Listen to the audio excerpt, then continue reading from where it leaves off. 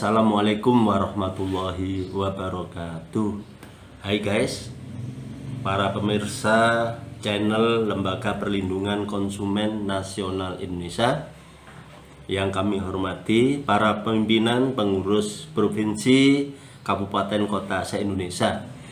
Pada kesempatan kita hari ini akan melakukan liputan terhadap produk Profesor Ahmad Sampurna yang menciptakan eukaliptus mesin air ya, seperti ini ya. Nah, ini adalah mesin yang dirancang oleh Profesor untuk memburu corona. Jadi ini mesin teknologi, mesin penebar minyak kayu putih, daun eukaliptus, herbal anti covid. BPOM menerbitkan minyak astiri daun eukaliptus herbal anti covid. Dayanya ini 20 watt. Jadi nanti kalau sudah kita colokkan ke listrik, ini mengeluarkan aroma minyak kayu putih di ruangan.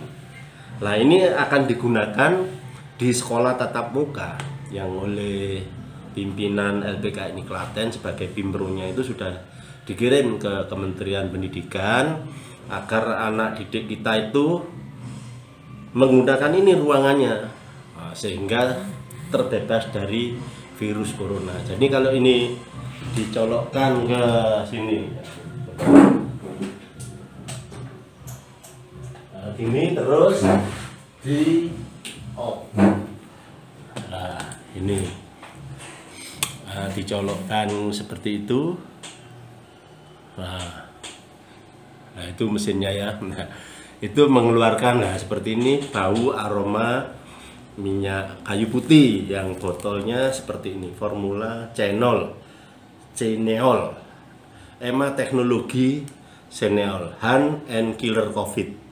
Nah, ini kalau sudah beredar di pasar, maka sekolah-sekolah kita tatap muka itu tidak perlu khawatir terhadap terjangkitnya virus corona, karena begitu corona itu ada di badan kita, bahkan sudah masuk di paru-paru, masih tetap bisa diburu oleh mesin semacam ini.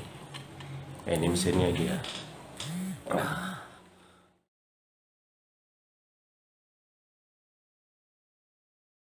Assalamualaikum warahmatullahi wabarakatuh.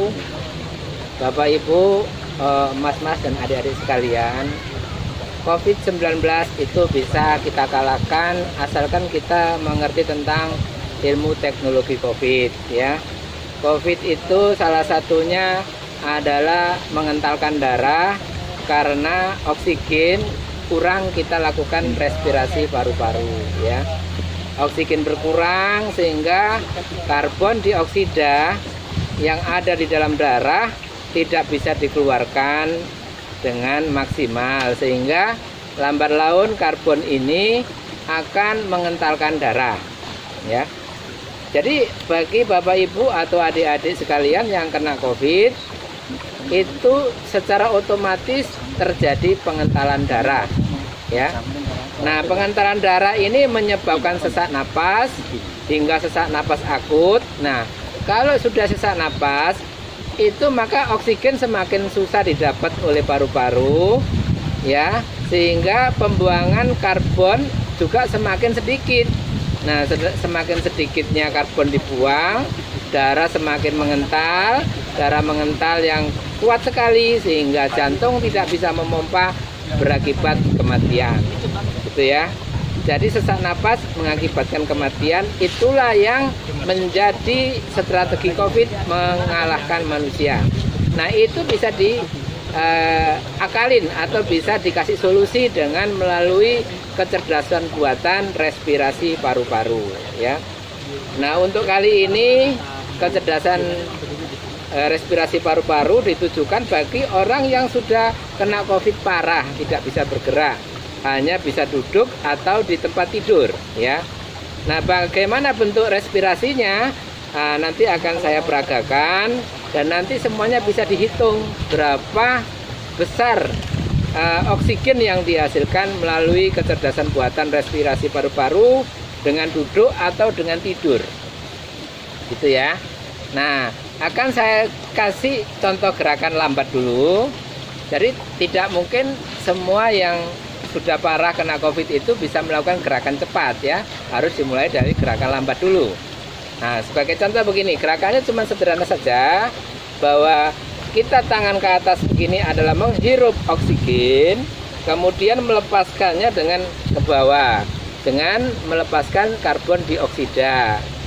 Nah, itu ke atas lagi begini menghirup oksigen ya, dan turun ke bawah lagi. Nah, gerakan ke atas ini akan menggunakan volume paru-paru mungkin 4 kali lebih besar daripada pernapasan biasa. Jadi kalau kita bernapas biasa begini, kita menyerap paru-paru itu 1/4 daripada gerakan paru-paru begini ya, volumenya. Nah, bernapas biasa itu dalam 1 menitnya itu 14 kali ya, pernapasan biasa. Nah, bagaimana kita dalam melakukan respirasi dengan gerakan gini, kita bisa mendapatkan 30 sampai 60 gerakan dalam 1 menit gitu ya. Karena apa? Supaya kita mendapatkan nilai lebih daripada mendapatkan oksigen dari udara, yang mana 25%-nya nanti akan diserap dalam darah dan 75%-nya dipakai mengikat atom karbon yang ada di dalam darah, dikeluarkan kembali. Itu 75%, supaya pengentalan darah yang ada di dalam tubuh kita ini bisa dicairkan dengan mengeluarkan karbonnya gitu ya. Karbon itu berasal dari mana? Jadi kalau kita makan itu menggunakan karbohidrat, protein, glukosa dan sebagainya.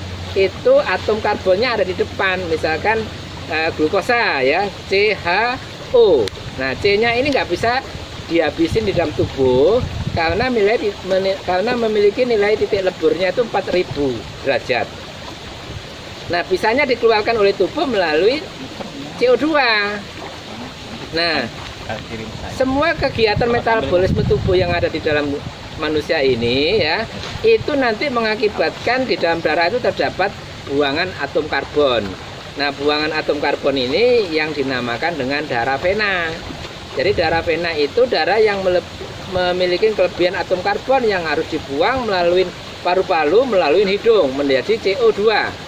Nah, kalau sampai kita kekurangan oksigen untuk diserap dalam paru-paru, otomatis kita kekurangan oksigen untuk membuang atom karbon. Nah, atom karbon ini yang berlebih dalam tubuh inilah yang menyebabkan pengentalan darah. Pengentalan darah menyebabkan sesak napas akan memperkecil pendapatan oksigen. Nah, semakin kental darah itu sehingga jantung itu tidak bisa memompa udara dan mengakibatkan gagal jantung atau kematian oleh COVID-19 ya. Nah, oleh karena itu tadi sudah saya praktekkan. Nah, sekarang bagaimana kita mendapatkan gerakan untuk belajar pertama? 10 detik saja cukup, atau ya 10 detik ya, untuk mendapat gerakan kita respirasi paru-paru ya.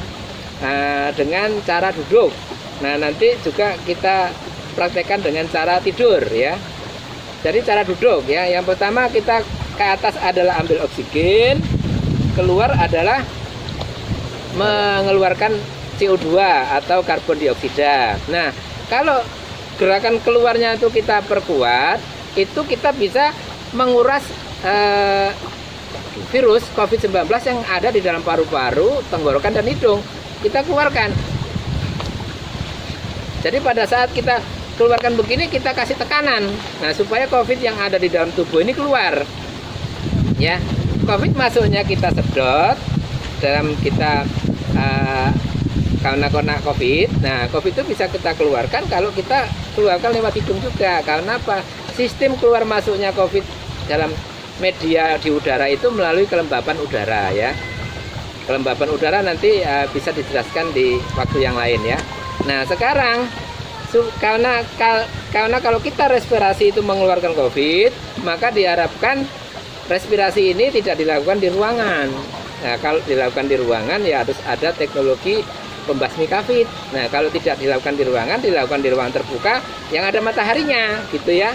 Karena apa? Kalau kita keluarkan COVID, nanti COVID itu karena panas di permukaan bumi akan naik ke atas gitu ya. Nah, nanti naik ke atas sana, dalam waktu 1 jam akan dibunuh oleh ultraviolet matahari ya. Oke, kita praktekkan. Kecepatannya seperti yang saya ginikan ya.